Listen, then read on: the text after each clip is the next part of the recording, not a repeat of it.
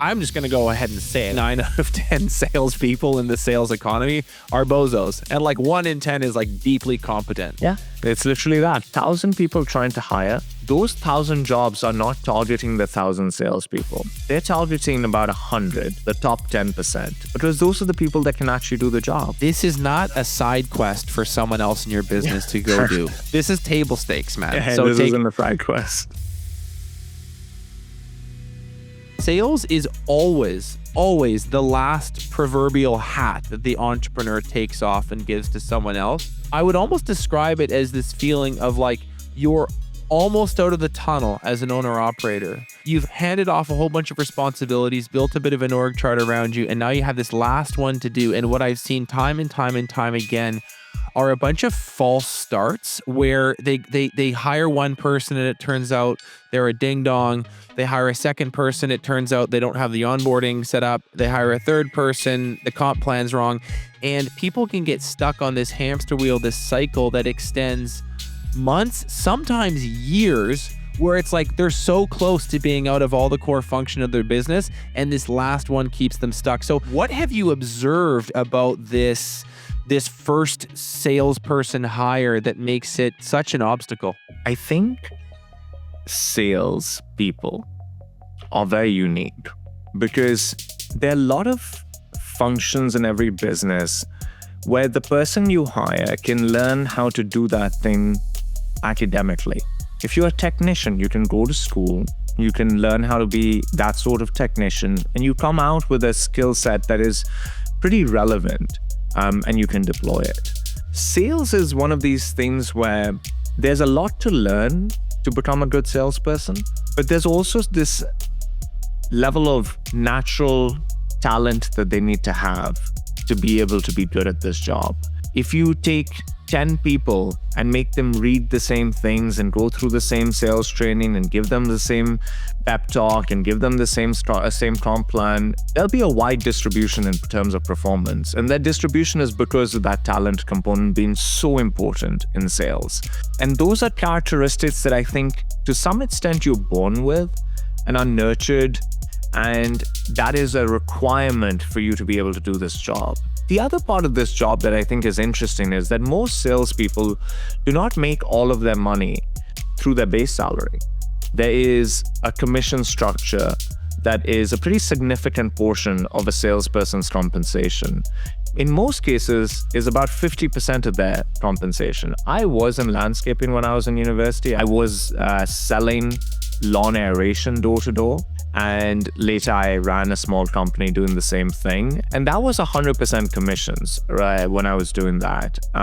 But in most cases, there's a salary there. There's at least half your compensation is salary, meaning that half of your compensation is based on selling something that somebody else has developed. Maybe somebody else has to deliver the service, and you're going to create security and stability for yourself and your family by being the one that sells it.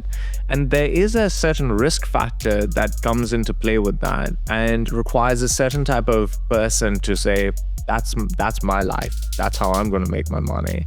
And I think what that means is that there are very few people that can actually do this, that have the talents to be able to do it, that can do something with the training that you might provide them, and are willing to live their life by creating security for themselves in a role that has a lot of risk associated with it. Now, the reason they take that risk is because there's also a lot of upside, right? Like if you're a good salesperson in the right company, you can make more money than a lot of the executives in that company. That's always been true too.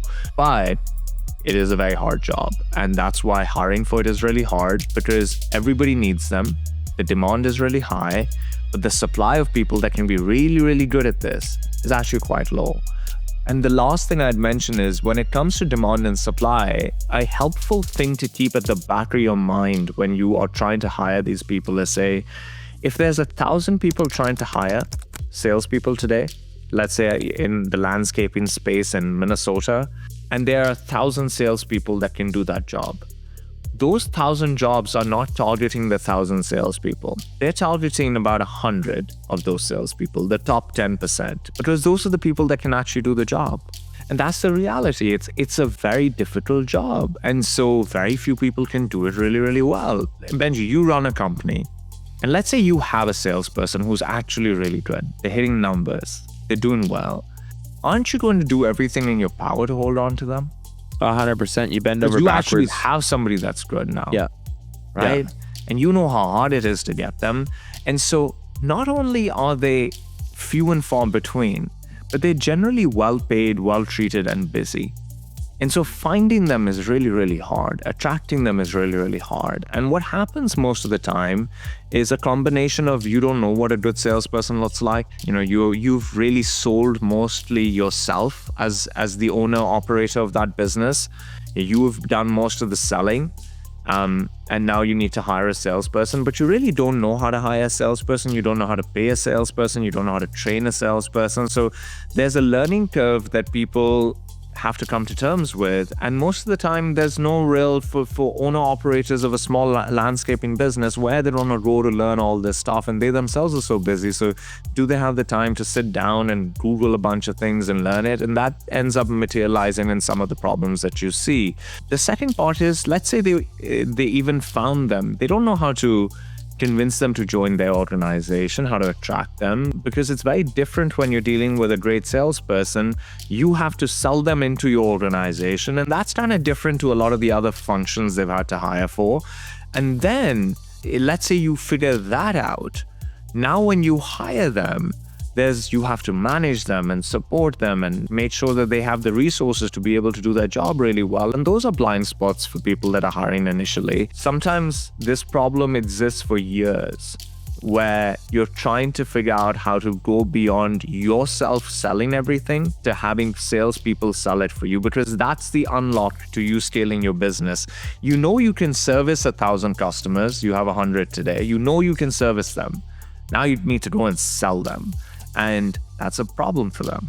Yeah. And the other thing too that I think is unique, the high stakes nature of these roles. There's kind of a few positions in any given business that can do a lot of damage. And then there's other positions that are kind of like, yeah, they screw up, they make a mistake, or they make a sequence of mistakes, and it slows down a crew and you exit that person and no big deal. But then there's a few where it's like a big mistake here is not necessarily fatal, but it can be a quarter ruining, year ruining mistake. And many sales roles in landscaping are like this, where they actually, not only do they sell, they also estimate and do some, they're involved with the design and the pricing. So it's like, there's two levers. One, if you're a bad salesperson and you are a bad salesman for 2 quarters in a row, that pipeline dries up, the business contracts. That's a massive, massive problem.